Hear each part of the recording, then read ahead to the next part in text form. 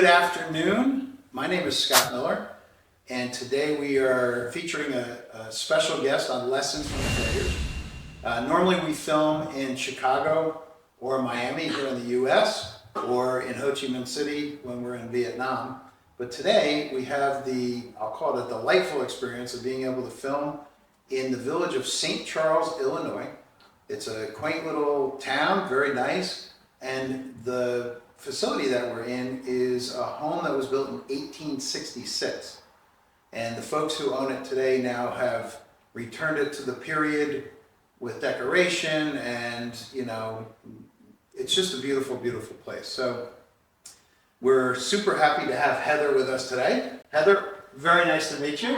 Same here. Finally, we got to meet. We literally met like an hour ago at this point here. So we're both delighted. We're both delighted. So excited about this. She and I'll give you just a little hint, is she and I are both talkative people, it looks like. So, this normal show is, 25 minutes, but today's episode could be 3 hours and 25 minutes. Who knows? We'll find out in this minute. So prepare yourself. I like being proactive. Yeah. So with that being said, please tell us a little bit about what you're doing. Okay. And maybe how that helps people, and how it's exciting and things like that. Well, I love it. Yes. So thanks for having me, by the way. And this is a joy for me here. So today we're going to talk about trade shows. Funny enough, probably 90% of the people that I run into, their eyes start glazing over as soon as I say the word trade show. So I kind of dummy it down a little bit too. Have you seen the auto show? So that's how I get them a little bit into the trade show world. But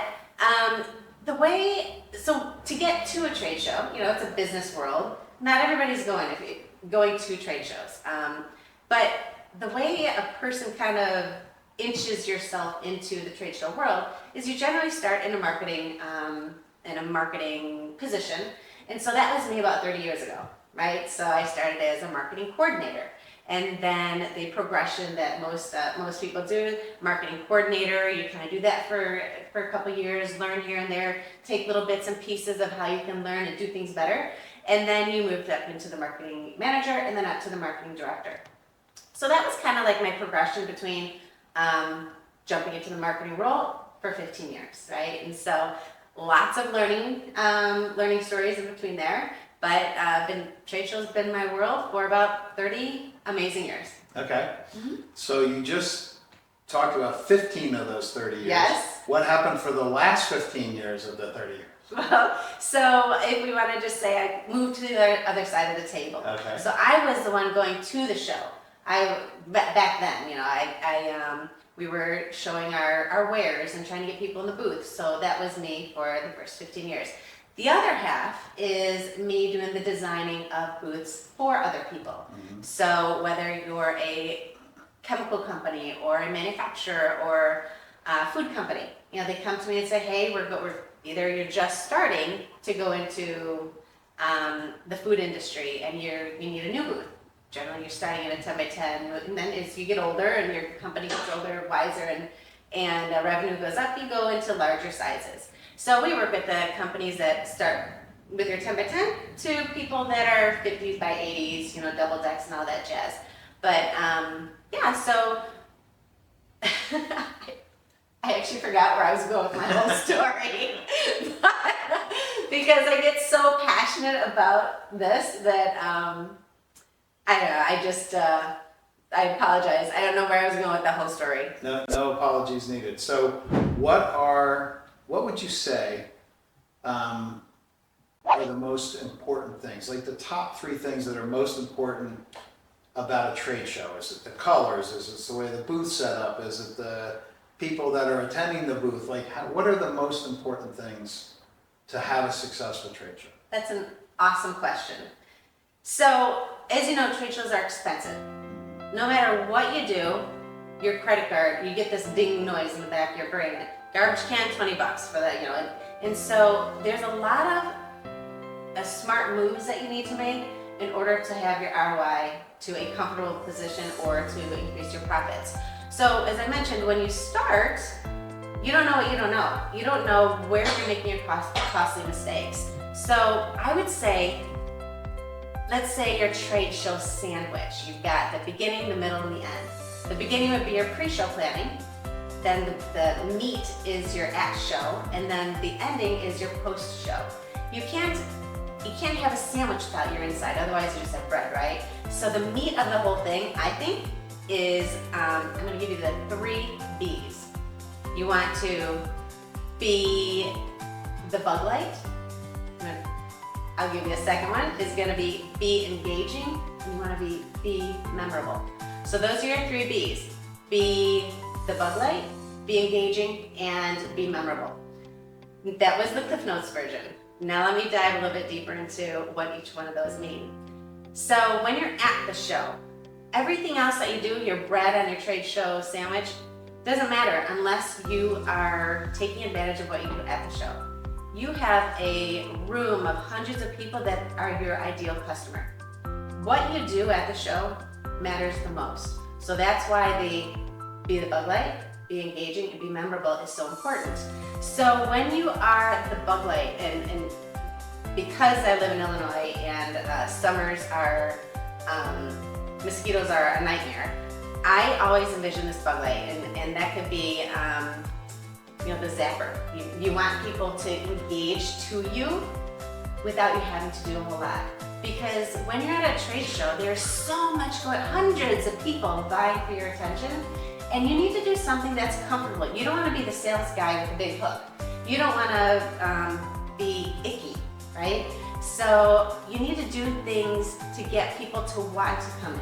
And there are so many things that you could do to make that happen in a natural and comfortable way, which is why you see a lot of people do things, which is part of the bug light kind of theory, is you have edge lighting, you have backlighting, you've got big monitors, you've got movement, right? And so if you're, that's sight, right? So when you're in Vegas, blinking lights. When that's the bug light to get people in. Now the engagement part, weirdly enough, is like numero uno, because 85% of what your coworkers and what you do in the booth is what brings your. It's 85% of what you do.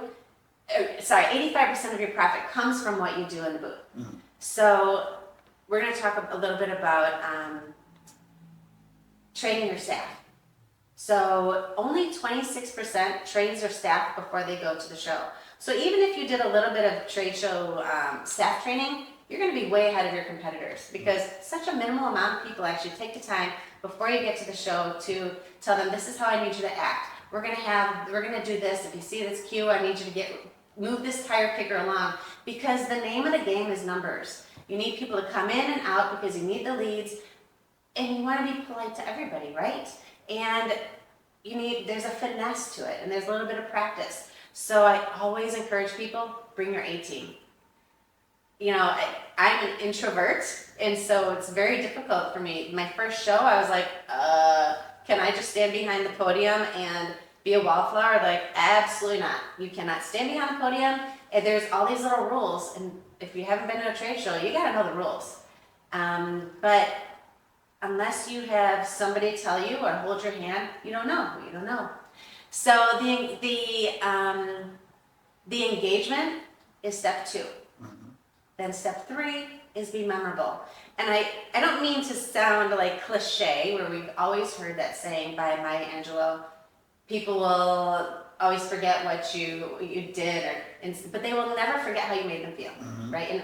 And that saying is, I just love it, but it's kind of also overused, but it's so important in the trade show world. So a lot of people say, try to use your 5 senses when you're in a trade show floor. Your sight, blinking lights, edge lighting, backlighting, moving things. Sound could be something clicking, that you got like a Wheel of Fortune type thing. You've got smell. Some people might be giving out coffee or popcorn. So all this engagement to get you recognized. What else? Okay. It's hard to do feeling, but I think that's number 1, like when we talk about Maya Angelou, is that feeling is, yes, touch, which is important. If you're a fabrics company, you're going to want to have all of these people want to touch things. If you're a printer, you want them to touch your stuff. So touch is important. But in your heart, that's the biggest feeling. That's what they're going to go home with. So I even have, this is weird, I have these tchotchkes. I have a multi-plug from Invesco. I don't think of Invesco, I think of the person who gave it to me because I just love the girl I work with who gave that to me. The little throwaway bag that, beach bag came from another trade show, and I think of the girl who gave it to me. It's the emotion, right? And so when I'm looking for something, whether if I'm walking the trade show floor and I had a great interaction with you, you touched me in my heart, I'm gonna be thinking of Scott. No offense, I mean, not in a weird way, but I'm gonna be thinking Scott was a manufacturer guy. I love him to pieces, which is one of the reasons why I love this place, Haynes on Main. They touch me in my heart because they do so much with charity. So that's part of the feeling. We talked about sight, hearing, touch, the five senses, super important for being memorable. So that's the 3 B's. Okay. Be the bug light, be engaging, and be memorable. So when you said the bug light, Yeah.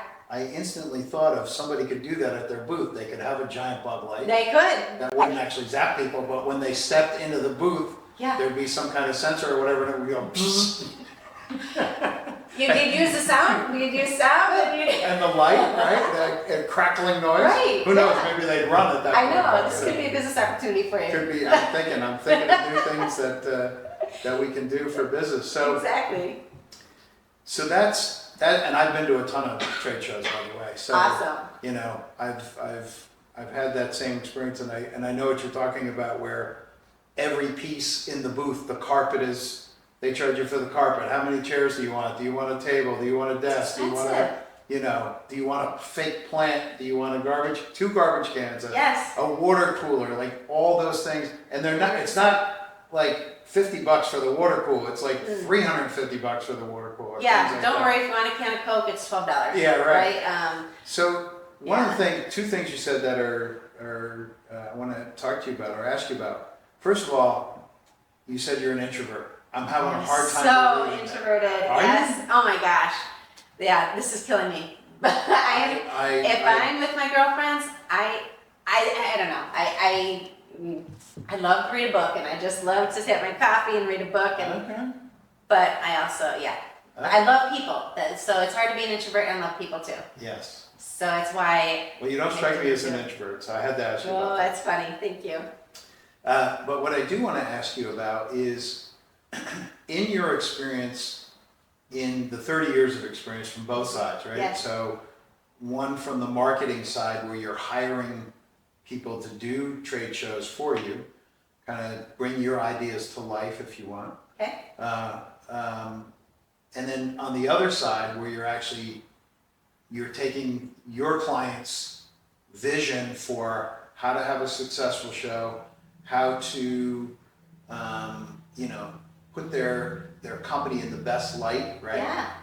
But certainly over that period of time, you've had some disappointments or some failures. And one of the reasons we call our show Lessons from Failures is what we found is that everybody feels good about success. Right? Easy to do, yes. It's easy to do. Yes. Hey, I won this, or I did that, or I got promoted, or whatever it is. Yeah. People love success. But what we found out is people love a story about how someone overcame something even more than success, right? Everybody loves the story about the person who was, had some kind of a challenge and they overcame that. So, and look, challenges are all over the place. You have people that have very significant ones and people that would say, well, I haven't really had challenges in my life, but we like to so let's ask you, what are some of the things that you've overcome that puts you're wildly successful at what you do. So what were some of the places along the way where you stubbed your toe or you got tripped up or you had a problem or whatever? Share a little bit about that. You did say it's a 25-minute show, right? 3 hours and 25 minutes. I can tell right away with you and I. This is not going to be 25 minutes. Well, we'll kind of come up with a couple of the ones that aren't too crazy. Yeah. But it's I love the saying how people say, "Oh yeah, it was an overnight success." No one sees it 7 years before that, right? So no one is an overnight success. I mean, there probably is prodigy somebody out there who has been there, but the grind in getting to, and that's everybody. If somebody is finally a marketing director, there was grind getting there. And I've done so many mistakes between, my career of being a coordinator to, man, was I petrified at my first trade show booth. I mean, I was so scared. Thankfully, you've got other people who have more experience, and what I love is throwing in a challenge that is monetarily, hey, the number one person is going to win this. Then I'm engaged, right? But we all have the little, gosh, I wish I would have said that right better. I wish I would have done that better. I wish I would have not made that mistakes. So when I was back as a marketing director, again, you don't know what you don't know. You don't know if you should have, you could be shipping all these boxes and I don't mean to talk too much shop, but I get so excited about this, but just shipping things to the show. I'm going to ship these 5 packages. I'm going to ship them all out like that. People don't realize that when you get to the show, there's something called drayage. So the show is going to charge you for each one of these boxes a certain fee. Whereas if you put it on a pallet, it would have been half the cost. So this is all the things you just don't know. And afterwards, when you get the bill and you want to throw up in your mouth because I have to go to my CEO and say, I've gone over budget, and he says, sorry to hear that, you are going to have to pull from your other projects. And I'm thinking, I've got back covers on magazines, I can't pull that, I already signed that. We've got our post-show things. Do I not follow up with our leads? Yes, this was also before a lot of social media. When you are a marketing director and you have gone over budget because of the things that you have failed at on the show floor, it makes your stomach drop. And especially if your CEO isn't very gentle or sees, he's not super kind, you will do everything in your power to not ever have to put yourself in that position. And I had been in that position. And also you've got so many paths going on. You've got one team working on this. You don't want to pull funds from this. But that's what you have to do. And that's a sinking feeling. When you've got this whole team, you've already had your team meetings, you've got them on a great path to something that's going to be really cool and you're like, we went over budget over here. We're going to have to pull this. That's not encouraging to that team. That is an awful feeling. Mm. That is, when I was on that side of the table, horrible. Mm. Which is one of the reasons why on this side of the table, I am really looking out for my client because that was me. I don't want them to be put in that position. Right. I need my client to look like aces to their boss, to their company.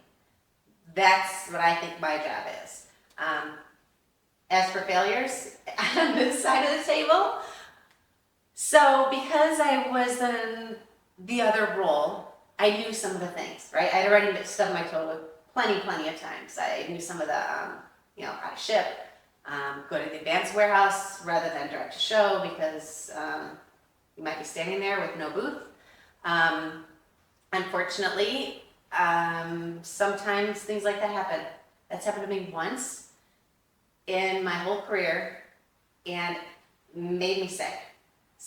You know how I can't even tell you the feeling of a client that says that is counting on you and something didn't happen. Gross. I don't even need to go into the conversation of how the string of effects happened, but it happened. It was an awful feeling. In 30 years, never, ever, ever, ever, ever do I want that to happen again. Right? So there's been times that, which I love, is, people are human. There's been things where you're waiting for pictures and you're like, the guy says, I put the camera in the crate, I don't have pictures, and you're like, oh, okay. It's not the end of the world, but that's part of the process, right? Things happen. But there's been things that haven't shipped. We put somebody on an airplane to get that banner stand. Banner stand's like $300. Now you're going to put somebody on an airplane to make that show. That's $900 out of your pocket. That's what you got to do. We're never, ever, ever going to have somebody put in that position of a client standing there without their stuff. So technology is great. Throwing somebody on a red eye to make sure that your client's getting there. Our job is to be the ducks on top with our feet, going 100 miles an hour, paddling. You're looking super calm on top, and we're going to get, we get the stuff done. Good. Lots of little mistakes in there.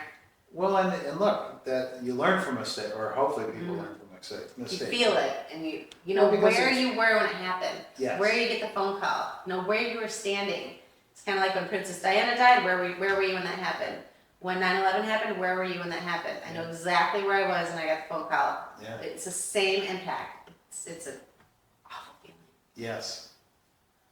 So that's good, because I think what you've shared quite well is that the it's really not failure. Even when you've made a mistake, or even when you've had some type of disappointment, if you recover from that and you make good on your promises to whomever, but you also learn from that. You said it only happened once in 30 years, so One and done. one and done. One and done, my friend. So- Yes. So that's good. Man. That's the perfect failure, right? It happened. You fix it, and Yes. it's over with. So good. So let's talk about. Well, let's summarize quickly. Okay. Trade shows. Yes. Three most important things: be the bug light, Yes. right? Be engaging, 100%. Yes. and be memorable, right? You're hired. There you go. Yes. Good. So let's talk about any other projects you're doing. What else? What else do you do with your? All my free time. Yeah. What do you do with all your free time? Yes. That we all have, right? Right. That after we finish doing 50, 60 hours a week.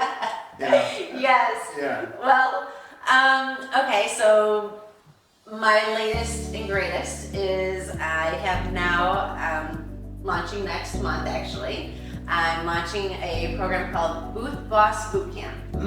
When you are in the trade show world, there is a title, okay? People will either call you booth captain. There are women who are sometimes hired, men too, booth babes, right?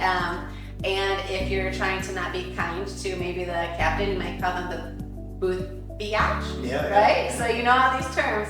So a kinder way is the booth boss, right? So the title, so that's why I just love the term booth boss, and then it's boot camp. It's a 5-week program that helps newbies, this is a beginner course, in 5 weeks go from a beginner to being able to be comfortable.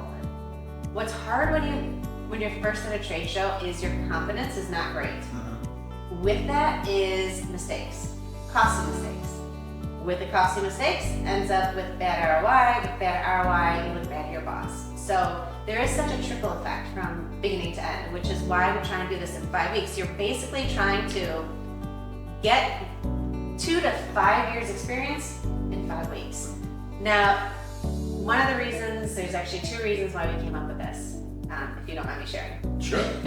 Number 1 is for the marketing director. I told you back in the day when I wore that hat. I had 0 time to train a new employee.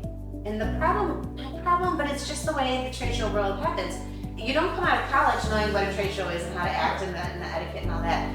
You learn almost like from your parents when you're growing up. You have people show you the right way, lead you the way, go through the do's and don'ts. So I created this for 2 people. One is the marketing director who has no time to hire somebody, whereas they can, it sounds terrible, I don't mean to say babysit, but almost like, hey, I would love to give you the training for you to do 24/7 on your time so you can build your confidence and you get to at least know some of the terms so that when we come together as a team, you're kind of up to speed with us. That's one thing. So I'm helping the marketing directors kind of train. The other one is for the newbie. So a new person wants to put the reason why you have a job, you want to put your best foot forward. You want to be able to bring new ideas to your boss. And that's what keeps you motivated, that's what keeps you engaged, that makes you a better employee. So it's for the 2 people. The marketing director that's too busy to train, and then the new person who needs the training, that needs the confidence, bring new ideas, and it's a win-win for that atmosphere. But to tell you the exact reason on why I came up with it, it's funny because I've got this show, which is National Restaurant, which is next week. And it was that show that I was at. I'd been doing this National Restaurant show for 15-ish years. Again, I know the ins and outs. I know who to go to. Every year it changes, and it's not a big deal that they move the service desk or the new rules. Not a big deal, because I don't have to learn everything. I'm just learning one new thing and who to go to. Okay, so I'm standing in line. This is right after COVID. We're still doing the distancing, right? We would never be sitting this close. So I see this guy move up to talk to the general contractor, and I'm kind of sitting back here. Well, I see some kind of a little bit of back and forth. Guy leaves, not happy at all, right? And then I get up to the desk, and the guy looks up to me and he goes, "Oh," like that. And I was like, "What happened?" And he goes, "The guy doesn't know what he's doing." And I'm thinking, I'm sure half the people here probably don't. But this was so impactful because I go, "What do you mean?" He goes, the customer who was right before me goes, "I'm here, what do I do?" So the guy behind the counter goes, "What do you mean, what do you do? What is it that you need help with?" The guy goes, "I don't know, my boss sent me here and I don't know what to do." And so when this guy's telling me a story, I thought, that's right. People haven't been doing this for decades. There are new people. There are people, I mean, how could somebody send somebody else? So when he said that, I said, "What booth is he in?" And the guy goes, "He's not even in the right hall." I mean, the guy was so pissed and he's so irritated, right? And National Restaurant Show has 3 halls. If you're at McCormick Place, it's almost the whole thing. Ginormous. Right. So I said, "What hall is he in?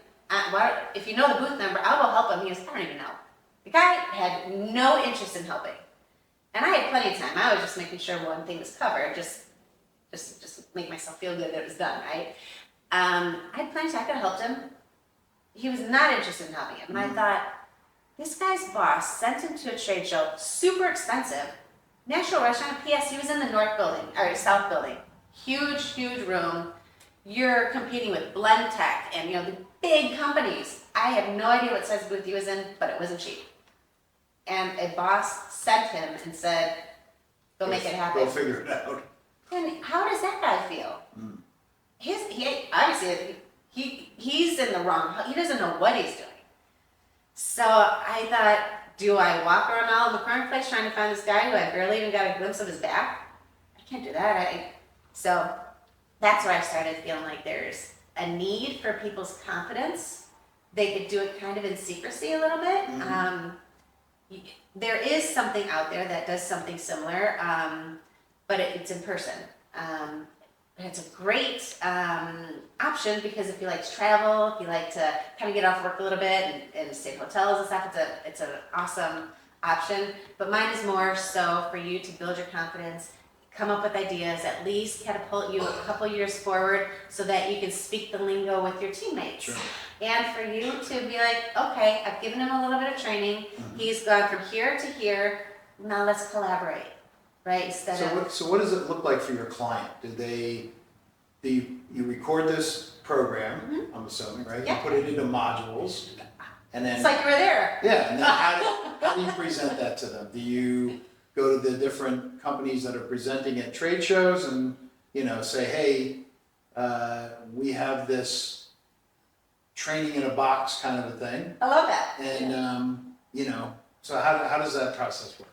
So, great question. So, as I mentioned, there's just two people would be interested in it, right? Since I've been around the block a few times, most of my contacts are the marketing directors, Right. and they're the ones who I know. The reason why they hire me, if they had the time, they do it themselves. The reason why they hire me is to save time. They have their other projects they need to focus on. So this is just another service that I'm happy to help them with, and it's not just online training. It's also, but people learn different ways. So if you want to just do online, just do online. If you want more hand holding, we also hold with the package. There's you can opt for a weekly training. So there's more. Hey, I watched module 1. Which is 5 lessons in it. We get together after the 1 week. What kinds of questions do you have? Okay. So as you know, if you're going to learn something new, you can absolutely do it on your own. You can learn how to fix a car. You can learn how to lose weight. You can learn how to invest your money on your own.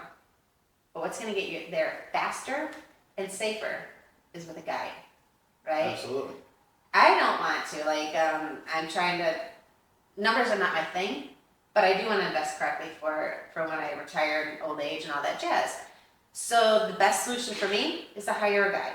Somebody who shows me what are the tax breaks, what's the best place to invest, and how can you use the money out of your Roth to invest in real estate. I'm not going to learn that really from a book, and I'm not going to read a book of taxes. Right. It's just not. I mean, Tax code. it's possible, right? But anybody can do it. Nobody wants to do it. No. So that's what this is. So I'm the guide. You're the hero. You're the person who's going to go from point A to point B faster and safer. So So do you have like, you mentioned you can do virtual, in person.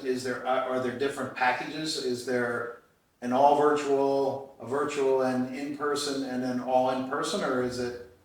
How does that look? I apologize when I said in person. Yeah, sure. If you want to get together for coffee, that'd be amazing. Especially coffee's my thing. But I'm on Zoom. Yeah. So most of my clients all of them are across the United States. Us being in Chicago, I do have a lot in Chicago, the McCormick in my backyard. So I do have a lot locally. But yes, it is nationwide via our Zoom calls.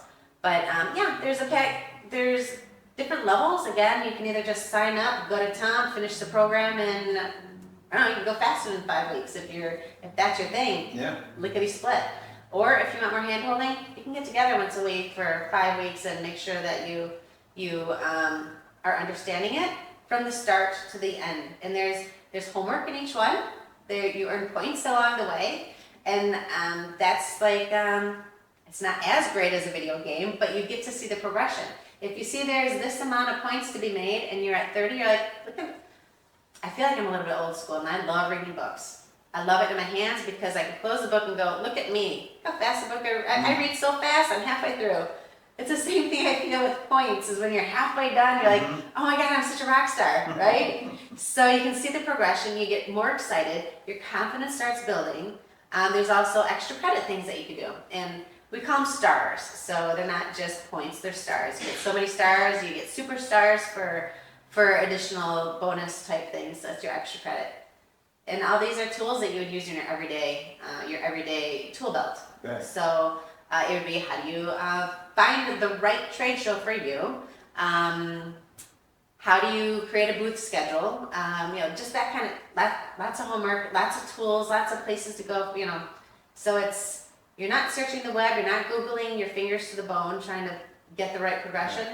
It's just getting you Got from all here to the there. information right there. So Yes, sir. what is the name of the course again? Booth Boss Boot Camp. Booth Boss Boot Camp. Yes, sir. Very good. And when will it be available?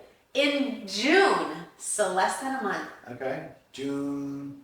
Well, it's if the 15th is on a Wednesday, that's the day after. Okay. It's mid-June. Mid-June. Yes. Okay. Yeah, So we're meeting. mid-June. Yes. Do you have a website that promotes this? BoothBossBootCamp.com. Okay. Yes. Boothbossbootcamp.com. Yes, sir. Make sure you go there. If your company is engaged in trade shows, or you're a marketing director,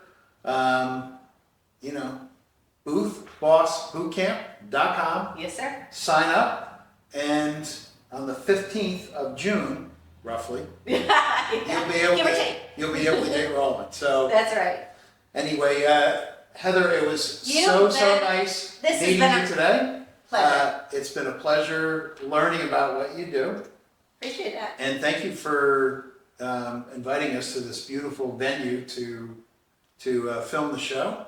I'm Scott Miller, and thank you for joining us today on Lessons from Failure. We'll see you next time.